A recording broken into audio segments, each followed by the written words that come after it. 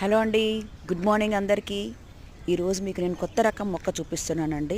కొత్తది ఏంటి, కాగితం పూలే కానీ మేము అనుకోవచ్చు, కానీ ఇది అన్ని రకాల మనం చూసిన అన్ని విధాలైన కాగితం పూలు కాదండి. దీనికి ఒక స్పెషాలిటీ ఉంది.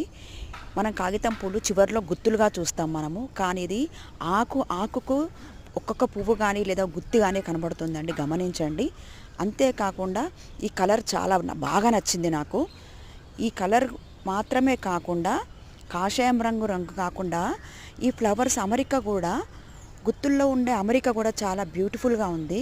అంతేకాకుండా ఈ ఫ్లవర్ కూడా ఒక డిఫరెంట్ రకంగా ఉందండి. ఏ విధంగా అంటే ఒక పువ్వులా ఉండి దాని మధ్యలో ఉంచి ఒక కేసరావళి కానీ కేసరం కానీ వచ్చినట్టుగా ఉంది.